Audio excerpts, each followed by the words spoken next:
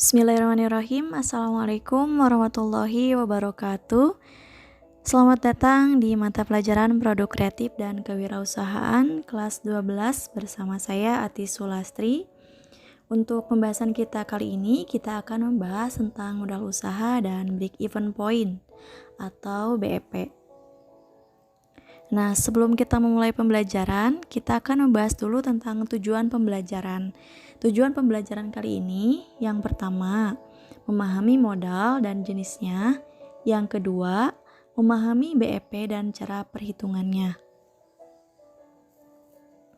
Langsung saja ke pembahasan kita yang utama. Yang pertama adalah tentang modal atau modal usaha. Nah, modal ini adalah sekumpulan uang atau barang yang digunakan sebagai dasar untuk melaksanakan suatu pekerjaan. Jenis modal ini ada 3. Yang pertama, berdasarkan sumber. Nah, untuk berdasarkan sumber ini dibagi kembali menjadi 2. Yang pertama, sumber modal internal. Ini dari penjualan usaha itu sendiri. Yang kedua, sumber modal eksternal. Ini didapat dari luar perusahaan seperti bank, koperasi, dan lain sebagainya. Nah, yang kedua, jenis modal usaha itu adalah berdasarkan fungsi. Nah, berdasarkan fungsi ini juga dibagi menjadi 2. Yang pertama, modal perseorangan. Ini bersumber dari seseorang yang bisa memudahkan berbagai aktivitas dan memberi laba, misalkan deposito, saham. Jadi contohnya ini kita mempunyai uang, nah kita investasikan ke bank. Nah, bank ini akan mengelola uang kita. Uang kita ini akan diputarkan untuk pengusaha-pengusaha yang membutuhkan dana atau modal untuk usahanya. Begitu ya. Nah, yang kedua, modal sosial. Ini dimiliki masyarakat dan memberi keuntungan bagi masyarakat. Misal, jalan raya, pelabuhan, dan lain sebagainya. Nah, jenis modal usaha yang ketiga adalah berdasarkan bentuk. Ini dibagi menjadi 2. Modal konkret atau modal aktif dan modal abstrak atau modal pasif. Nah, apa saja manfaat modal bagi usaha? Yang pertama, sewa tempat. Sudah pasti modal ini bisa digunakan untuk menyewa tempat usaha kita, baik itu usaha secara jasa ataupun menawarkan produk. Nah, yang kedua, menyediakan bahan produksi. Yang ketiga, ini untuk gaji pekerja. Dan yang keempat adalah untuk simpanan, untuk jaga-jaga menghindari resiko terburuk. Jadi modal itu tidak boleh digunakan semua, tapi kita juga harus gunakan untuk simpanan. Nah, materi pokok selanjutnya adalah tentang BEP. Kita akan analisis BEP. BEP ini apa sih? Break-even point atau BEP atau titik impas adalah suatu kondisi di mana biaya atau pengeluaran dan pendapatan itu seimbang, sehingga tidak ada kerugian ataupun keuntungan. Nah, maksud BEP ini untuk apa? BEP ini berguna saat kita melakukan pelaporan keuangan usaha yang kita sedang lakukan. BEP ini dibagi menjadi 2 perhitungannya. Yang pertama, BEP unit, dan yang kedua, BEP penjualan.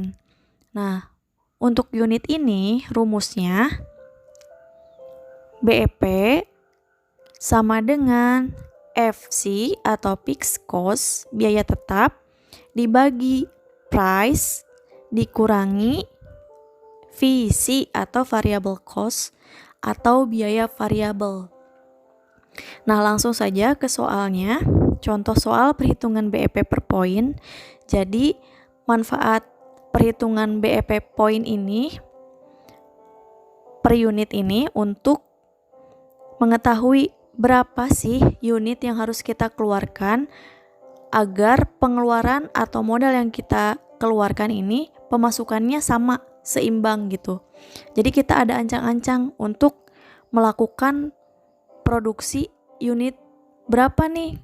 Kita harus mendapatkan keuntungan dari produk yang kita keluarkan. Jadi kalau misalkan hasilnya seimbang 20 unit, nah berarti kita harus melakukan lebih dari produksi yang seimbang tadi, berarti 21, 22 dan lain sebagainya gitu ya. Nah, untuk jelasnya kita hitung di soal contoh. Yang pertama, total biaya tetap atau FC adalah 40 juta. Total biaya variabel atau VC per unit adalah 40.000. Nah, harga jual barang per unit adalah 80.000. Maka perhitungannya, tadi rumusnya BEP sama dengan FC dibagi P dikurangi VC. 40 juta dibagi 80.000 dikurangi 40.000 sama dengan 40 juta dibagi 40.000 sama dengan 1000 unit. Jadi saat kita mengeluarkan 1000 unit untuk produksi itu seimbang, belum ada kerugian maupun keuntungan yang didapat oleh perusahaan tersebut. Nah, ini adalah untuk ancang-ancang, berarti berapa unit yang harus dikeluarkan dengan modal segitu, berapa unit yang harus dikeluarkan agar mendapatkan keuntungan, begitu ya, kurang lebih. Sama juga dengan perhitungan BEP penjualan. Ini juga untuk ancang-ancang.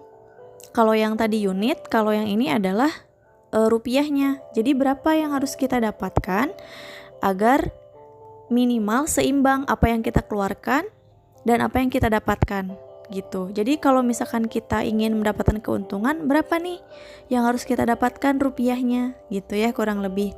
Nah, ini rumusnya BEP sama dengan FC dibagi 1 ini rumus ya. Jadi sudah rumus ketetapannya 1 dikurangi VC dibagi P. Contoh soalnya total biaya adalah 40 juta. Total biaya variabel atau VC per unit adalah 40.000. Harga jualnya adalah 80.000. Maka perhitungannya FC dibagi 1 dikurangi VC dibagi P.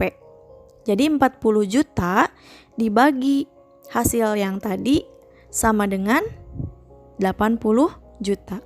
Artinya, titik impas dapat diperoleh jika mampu melakukan penjualan sebesar 80 juta. Jadi ini tuh hanya ancang-ancang pengeluaran yang kita keluarkan sekian. Nah, pemasukan yang kita dapat sekian, sama, nilainya sama, seimbang. Nah, untuk mendapatkan keuntungan berarti berapa rupiah yang harus kita dapatkan. Ini tuh untuk ancang-ancang aja ya. Ini bisa untuk pelaporan keuangan. Jadi kurang lebih manfaatnya seperti itu BEP ini, analisis BEP ini. Nah, untuk kita nanti kalau misalkan kalian membuat usaha baik yang kecil dulu, ini tuh harus kalian pelajari, harus kalian terapkan, kalian pahami, biar nanti saat kalian entah di industri atau kalian memulai usaha sendiri, kalian sudah terbiasa dengan sistem keuangan seperti ini, begitu ya. Nah, untuk materi modal usaha dan analisis BEP ini cukup sampai di sini. Semoga bisa kalian pahami dan terapkan dalam kehidupan sehari-hari. Terima kasih atas perhatiannya. Tetap semangat dan jaga kesehatan. Assalamualaikum warahmatullahi wabarakatuh.